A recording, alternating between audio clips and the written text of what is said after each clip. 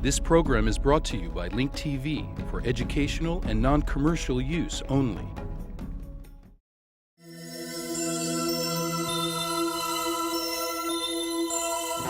Mosaic, a daily news program from Link TV, presents a selection of news reports from independent and state-controlled broadcasters from throughout the Middle East.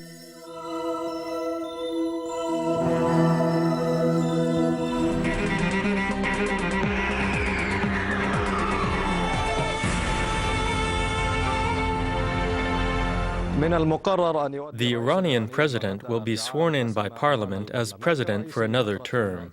Meanwhile, the reformist bloc announced that they are considering the possibility of boycotting the inaugural ceremony.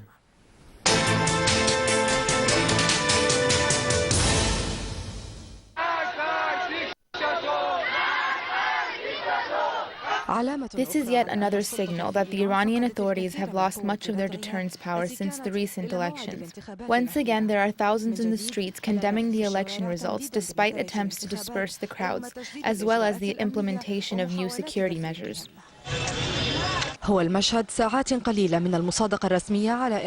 This scene took place a few short hours before the results for the re-elections of the presidential candidate Ahmadinejad for another term were officially approved. This ceremony was boycotted by high officials of the regime, including President of the Expediency Council, Ali Akbar Rafsanjani, former Iranian President, Mohammad Khatami, the reformist leader, Mir Hossein Mousavi, and the leader of the I'timad Milli Party, Mehdi Karoubi. Karoubi's party's newspaper reaffirmed in its last few prints that the presidential elections were fraudulent and to the advantage of the current president. They are expecting that Ahmadinejad will be sworn in by Iran's Islamic parliament. They will grant him 1 month to form a government and present it to the council in order to gain confidence. On the other hand, the reformist bloc, which has 270 seats in parliament, is considering the issue of boycotting the inaugural ceremony. These tensions coincide with the sentencing of hundreds of demonstrators last Saturday for participating in protests against the re-election of President Mahmoud Ahmadinejad. Confessions by reformist figures include the condemnation of other central reformist leaders, accusing them of conspiring against the supreme leader. As divisions deepen, it is expected that in the next few days, the reformist leader, Mir Hossein Mousavi, will announce his new political formation, which will aim to revive the constitution which has been disregarded in the past few years. Hasina Ashan, Al-Arabiya.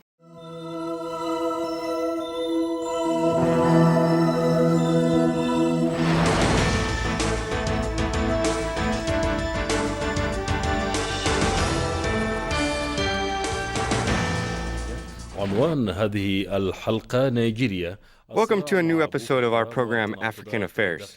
Today's topic is Nigeria, grappling with Boko Haram and internal political contradiction. In this episode, we'll discuss the implications of the confrontations that lasted for days between the Nigerian security forces and the armed Boko Haram Salafi group. After 5 bloody days, the government announced the death of the group leader, Mohammed Yusuf, amongst 600 others, who died in 4 provinces north of Nigeria during the battles between the armed groups and the security forces. This consolidates the government's control of the last stronghold of the group, which called for implementing Islamic laws in Nigeria. لم تشهد نيجيريا هدوءا فعليا منذ عقود طويلة غير أن الأحداث أخذت For decades, Nigeria has not seen real calm, but recent events took a new turn due to armed conflicts between the security forces and the Nigerian Taliban, also known as Boko Haram. Boko Haram was founded in 2002 and went public in 2004. It built a base at the borders of Nigeria and called it Afghanistan. The group launched a series of attacks on the security centers and churches and participated in sporadic battles with the police for the past consecutive years. وتعمل الجماعة على محاربة نشر التعليم الغربي في نيجيريا. The group is seeking to prevent Western education from prevailing in Nigeria, and it considers the government corrupt. They're also believed to be pursuing to establish an Islamic country in North Nigeria, separating itself from the predominantly Christian northern region. A week of the confrontation between the security force and Boko Haram has left more than 700 people killed, including the leader of the group, Mohammed Yusuf, and more than 4,000 people fled to nearby cities. The media has released conflicting reports around how the leader was killed. A police official mentioned that Youssef was killed during a fire exchange in an attempt to capture him.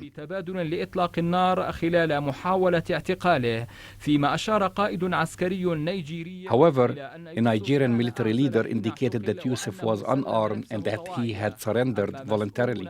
Other officials said that Youssef was killed in a gunfire while trying to escape. Nigerian President Omar Musa Yar'Adua, who promised to crush the group, admitted that the security forces initiated the attack. He stated that the conflict is not a religious one, but was based on security concerns that the group was planning for a big attack.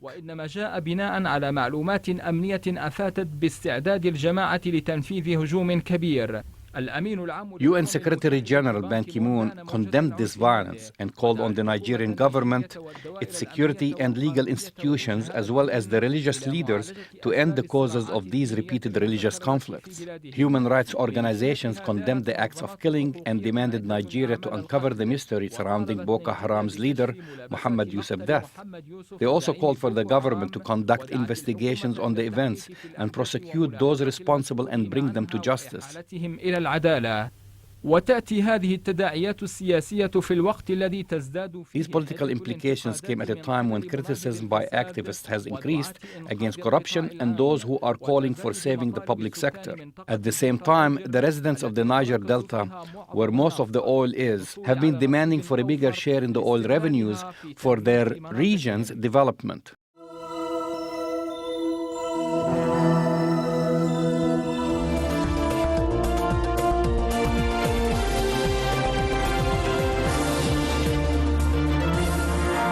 المؤتمر السادس لحركة فتح يأتي بعد أن تأخر 20 عاما، حدث يلتئم في أجواء لا تخلو من التوتر. The 6th Congress of the Fatah movement is finally being held after 20 years of delay. This Congress, which is being held in Bethlehem, is taking place under a tense atmosphere as the Islamic Hamas movement prevented Fatah members from going to the West Bank. It is expected that Fatah leaders will try to reach results and pass resolutions to end divisions within the movement, which have harmed its political standing. Fatah leaders will also try to elect a new leadership that can lead the Palestinians towards the establishment of an independent state. In the opening speech, the Palestinian president stressed that the option of armed resistance would remain on the table if peace talks with Israel fail.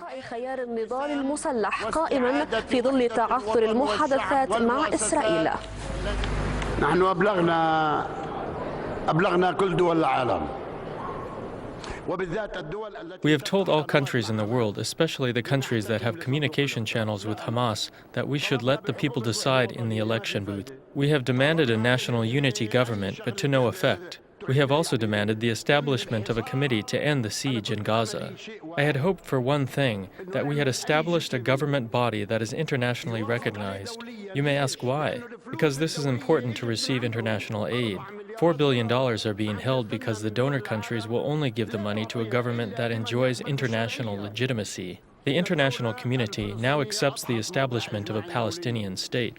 With all honesty, I tell you that the establishment of this state on all lands occupied in 1967, including the holy city of Jerusalem, is just a matter of time.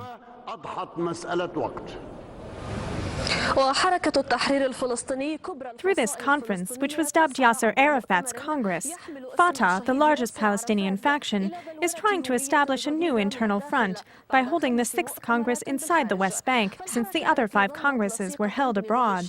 Fatah has always been associated with the struggle of the Palestinian people in order to regain their land and establish their independent state. The movement has gone through many phases, most importantly, the transition from a revolutionary movement to an authority. Our reporter Sukair Salam sheds light on the movement's history.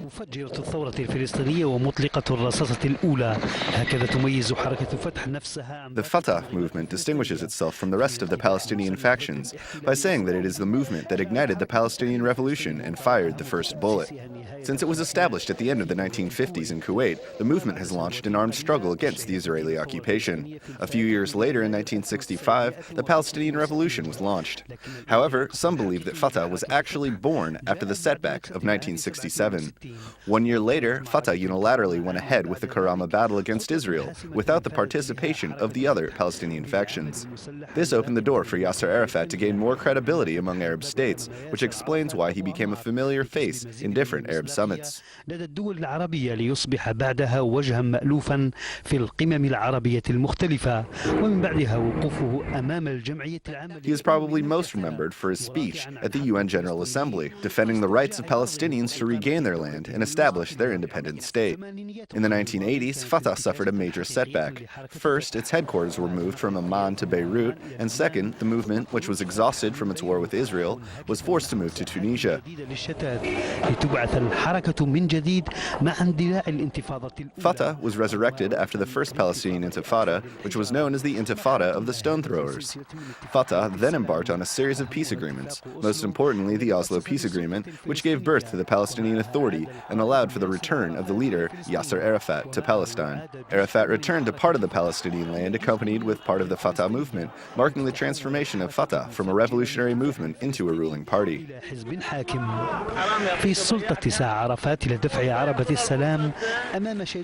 Arafat tried through his leadership in the authority to push the peace process forward, but his efforts were to no avail due to Israeli stubbornness.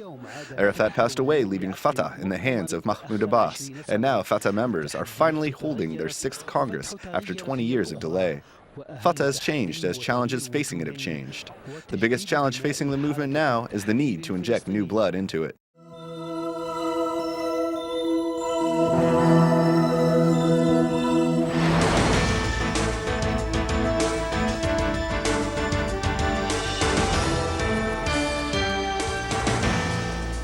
وننتقل إلى غزة. معنا من هناك أمين سر كتلة حماس النيابية مشير المصري.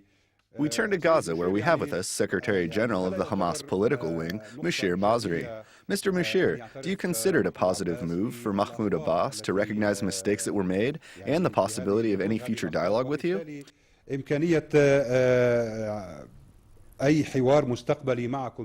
Do you think that his call for elections have undermined the dialogue in principle?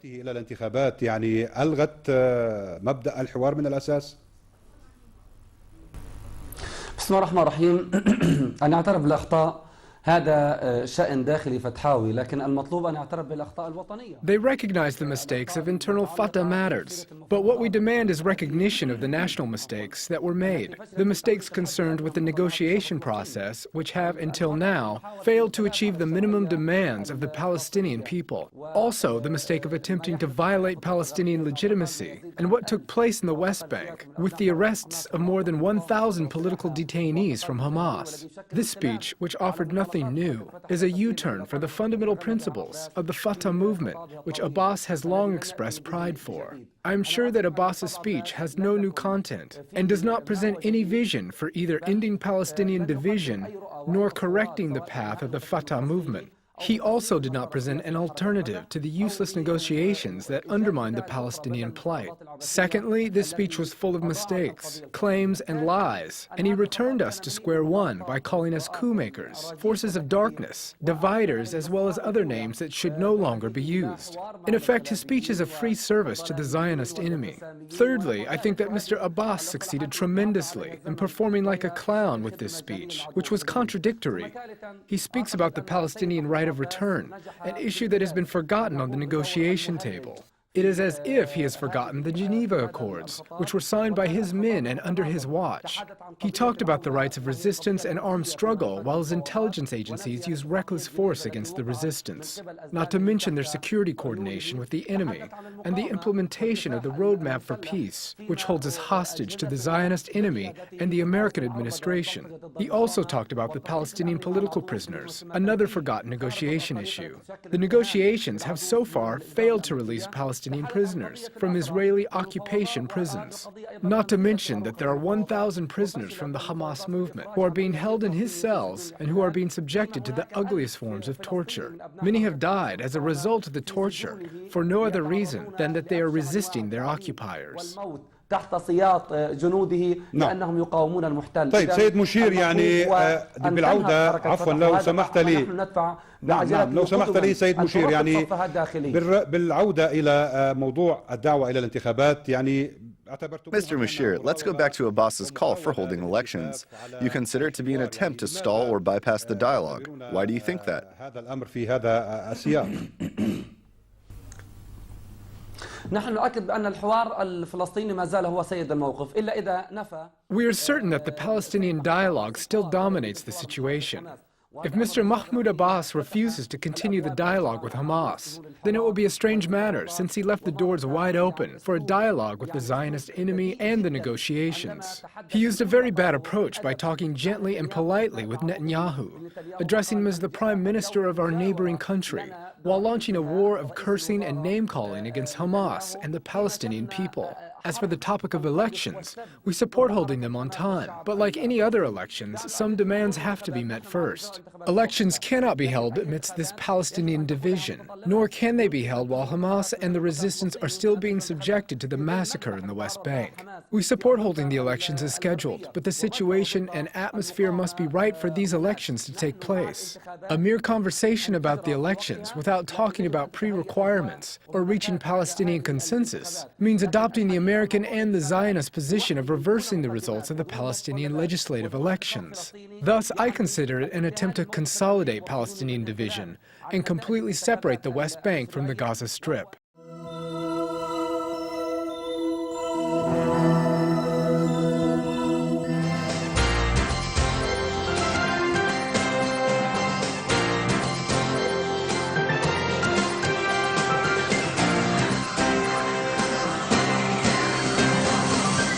There are some 110,000 immigrants from North America living in Israel today. Well, make that 110,250. IBA's Aaron Viner brings us this report on the latest wave of North Americans who arrived at Ben Gurion Airport this morning. 250 immigrants of all ages began their day by making a grand change in their lives, stepping onto the tarmac at Ben Gurion International Airport as Israelis instead of Americans or Canadians. The group's Aliyah was facilitated by the Nefesh B'Nefesh organization and the Jewish Agency. The newcomers were welcomed with excitement and warmth, along with singing and dancing, and even the Prime Minister was on hand to extend his own personal greeting. Our whole history since that, in the last 2,000 years, has been to come back to this land, reestablish our independent state and our ability to control our fate and our destiny, and that involves the ingathering of the exiles. That's the number one base for the reestablishment of Israel and for the continuation of the state of Israel. When we say welcome home, we mean it in the historical sense and in the personal sense. Welcome home, Bruchim Habayim. Bruchim Habayim Habayta. There has always been a steady flow of North American immigrants coming to the country, with record numbers during the 1960s and 70s after the nation's victory in the 1967 Six-Day War. The majority of the American immigrants come to Israel out of religious, ideological, and political motivations. I make Aliyah because I felt that being part of the whole Jewish history is right here in Israel, and I want to really be part of it. I've gotten to the stage where I finished college, and I want to be part of something really great, and making Aliyah is really the first step in being something great. Very excited, very emotional. I kind of started crying. We came home. Why are you number one? This is where we're supposed to be. Thank you. Are you excited? Very excited, very excited. Nefesh B'Nefesh was founded in 2002 and works to encourage Aliyah from the U.S., Canada, and the United Kingdom, streamlining the Jewish Agency process of becoming an Israeli, which has been known in the past for being a bit bureaucratic. According to the organization, by summer's end, a total of 3,000 new immigrants from North America will have arrived on Israeli shores. This is Aaron Viner for IBA News.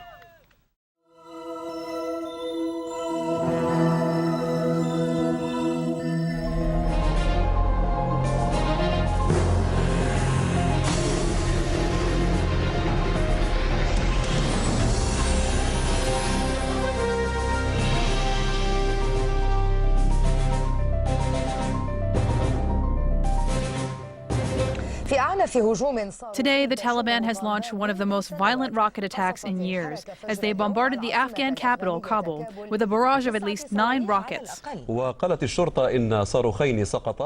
police said that the 2 rockets landed in the Wazir Akbar neighborhood, where the headquarters of NATO and the Afghan military, as well as several embassies, are located. The Afghan police said that other rockets fell on different spots inside the city, hitting a child and an adult and causing severe damage. One of the rockets fell here about 200 meters from the American embassy in Afghanistan. Altogether, 11 rockets landed in different neighborhoods in Kabul, including the Wazir Akbar Khan neighborhood, according to a Taliban spokesman. The Taliban has taken responsibility for the attacks. The rockets were aimed at the international airport and the headquarters of the Afghan army, in addition to the headquarters of the NATO forces. One of the rockets hit a high-ranking official's residence. These attacks will not affect our morale. These people are criminals. They are enemies of the country and our Islamic regime. Our spirit is very high because the elections are getting closer. Other bombs have hit ordinary civilians. At least 2 people were injured, an Afghan child and a man. The greater impact was done to the atmosphere of the presidential elections, which will take place this month. The Taliban has sworn to ruin the elections. This message has become very clear to some people. If the situation continues like this, no one will vote on election day. What are we going to vote on? Today the rocket hit my home. Tomorrow the rocket will hit someone else's home. The Taliban attacks and suicide bombings are also severe in other Afghan areas where 100,000 foreign soldiers are located, 62,000 of whom are American soldiers. Yesterday, 11 were killed by Taliban bombings in Herat, in western Afghanistan. Even though Kabul had been relatively secure during the last several weeks, it appears now that it won't remain as such if the Taliban manages to carry out their threats.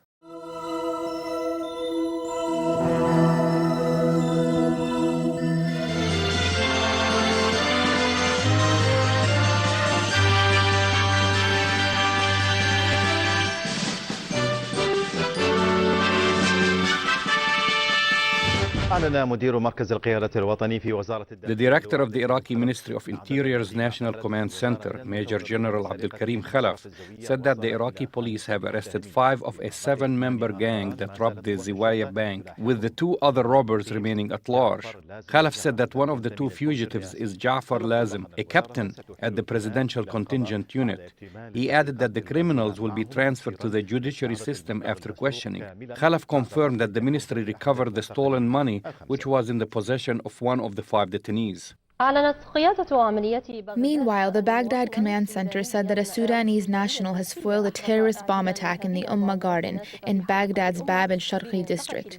The bomb was planted by a terrorist in the city's business district. A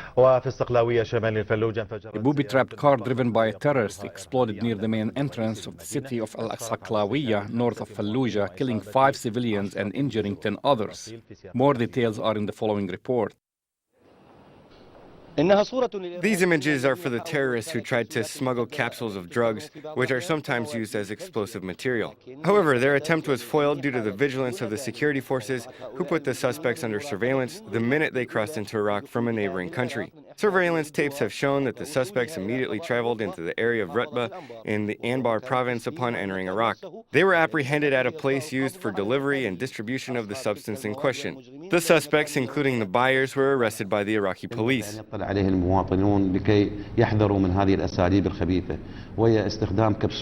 The citizens must be vigilant when it comes to these types of dirty deals. The capsules seized, which are similar to the parasystal capsule, can be used as explosive material to blow up car fuel tanks. The security forces arrested the criminals responsible for the bomb attack in the marketplace in Dura.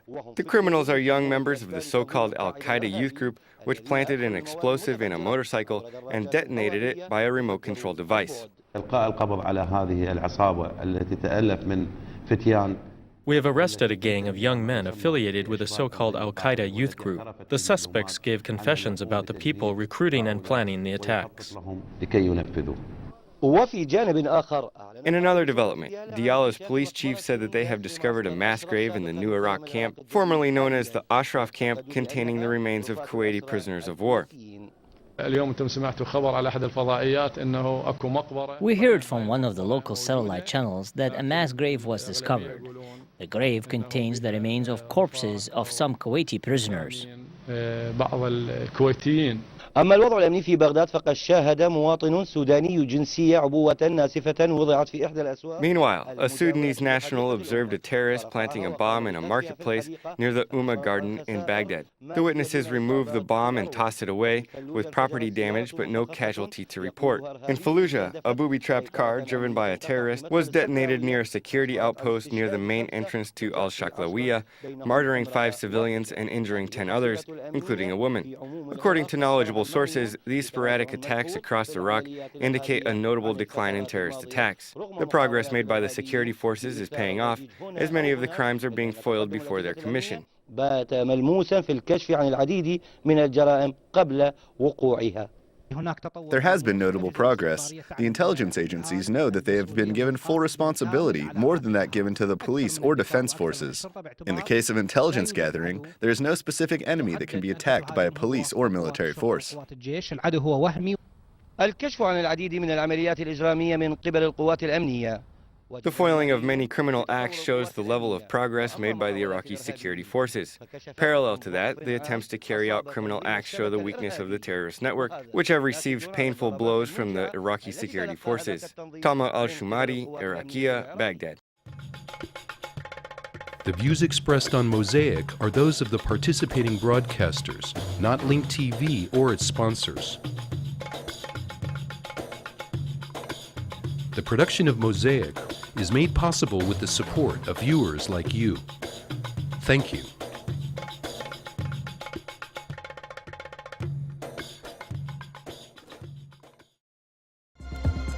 This program is brought to you by Link TV for educational and non-commercial use only. Link TV is the only U.S. network dedicated to global and national news, uncompromising documentaries, and diverse cultural programs. Programs which connect you to the world.